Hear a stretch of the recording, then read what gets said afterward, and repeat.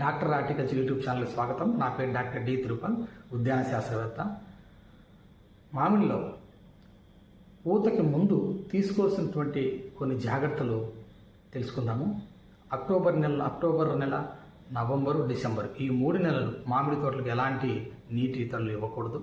అలాగే ఈ మామిడి తోటలో ఈ 3 నెలలు వచ్చేటువంటి కొన్ని చీడపీడలు రోగాలన్నీ వస్తూ ఉంటాయి. ఆ వ్యాధులను అరికట్టడానికి గాను మనకి అందులో చెట్లపైన ఉన్నటువంటి జల్లెడ పురుగులు కానీ, లేకపోతే ఎండిపోయిన కొమ్మలు కానీ, ఇతర శిలీంధ్ర తెగులు వచ్చినటువంటి పురుగులు వచ్చినటువంటి చెట్ల యొక్క భాగాల్ని మనం తీసివేసి కాల్చివేయాలి. అలాగే లోతు దుక్కులు దున్నుకోవాలి. ఆ లోతు దుక్కులు బాగా దున్నుకోవటం వల్ల ఆ నేలలో ఉండేటువంటి తేనె మంచు పురుగు యొక్క కోశస్థ దశలన్నీ కూడా అందులో బతుకుతూ ఉంటాయి. కాబట్టి అలా దున్నుకోవడం కూడా మనకి పురుగు యొక్క ఉద్ధృతిని, వాటి యొక్క నివారణకు ఉపయోగపడుతుంది. అలాగే కొమ్మల యొక్క భాగాలు కత్తిరించిన తర్వాత ఆ కత్తిరించిన భాగాలకి బోర్డో పేస్ట్ని పూసుకోవడం లేదా బ్లైటాక్స్ పేస్ట్ని కానీ పూసుకోవడం మంచిది. అలాగే ఈ తేనె మంచు పురుగు అనేది పూతకి ముందు నుంచే చెట్లపైన రావడం జరుగుతూ ఉంటుంది. కాకపోతే దాని యొక్క ఉద్ధృతి అనేది మనకు కనపడదు. అది చెట్టు యొక్క బెరడు భాగంలోనూ, నేలలోనూ వాటి యొక్క దశల్ని, వాటి జీవిత చక్రాన్ని అభివృద్ధి పరుచుకుంటూ ఉంటుంది. ఎప్పుడైతే పూత వస్తుందో ఆ పూతకు అది వెంటనే రావడం జరుగుతుంది. కాబట్టి ఈ తేనె మంచు పురుగు యొక్క ఉద్ధృతిని ముందుగానే మనం పసిగట్టి తగ్గించడానికి లోతు దుక్కులు దున్నుకోవటం ఒకటి, అనవసరమైన కొమ్మ భాగాలను వ్యాధితో కూడినటువంటి కొమ్మల్ని కత్తిరించుకోవడం ఇంకొకటి, అలాగే చెట్టు యొక్క బెరడు పైన, అలాగే దున్నుకున్నటువంటి నేలపైన కూడా మనము పురుగు మందులు పిచికారీ చేసుకోవడం మంచిది. ఈ పురుగు మందులు ఏవనగా మనము క్లోర్పైరిపాస్ అనే మందు లీటర్ నీటికి 2 ml చొప్పున కలుపుకోవాలి.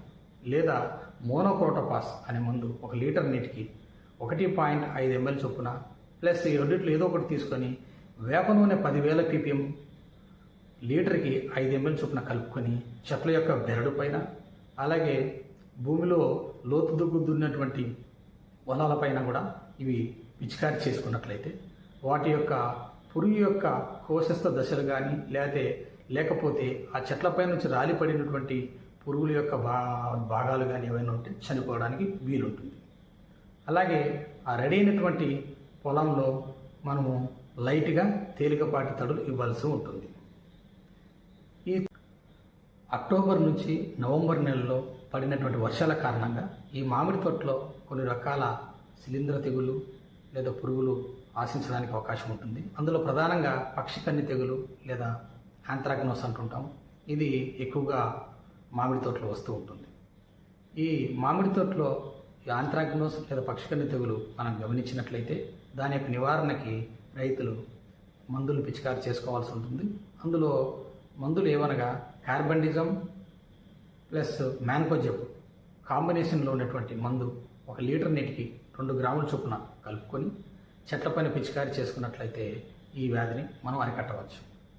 అలాగే చెట్ల యొక్క భాగాలపైన మనకి మరొక పురుగు అనేది రావడం జరుగుతుంది. అదే జల్లెడ పురుగు లేదా ఆకుగూడు పురుగు.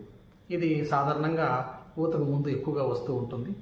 అవి దానివల్ల ఆకులన్నీ చుట్టుకుపోయి ఆ ఆకులు చుట్టుకున్నటువంటి భాగాలలో అవి పురుగులు వాటి జీవిత చక్రాన్ని కొనసాగిస్తూ ఉంటాయి.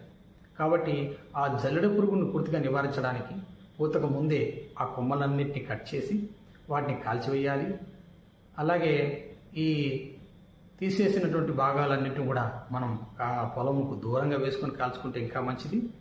అలాగే మనము ఈ మామిడి తోటకి కావలసినటువంటి బలం అనేది ఇవ్వడానికి ప్రయత్నం చేయాలి. పూతను ప్రేరేపించడానికి కొన్ని జాగ్రత్తలు తీసుకోవాల్సి ఉంటుంది. మీకు ఈ సమాచారం నచ్చినట్లయితే ఈ ఛానల్ని సబ్స్క్రైబ్ చేసుకోండి. అలాగే లైక్ చేసినట్లయితే నాకు మరింత సపోర్ట్ దొరుకుతుంది. అలాగే ఈ సమాచారం ఇతరులకు ఉపయోగపడుతుందని మీరు భావిస్తే షేర్ చేయండి.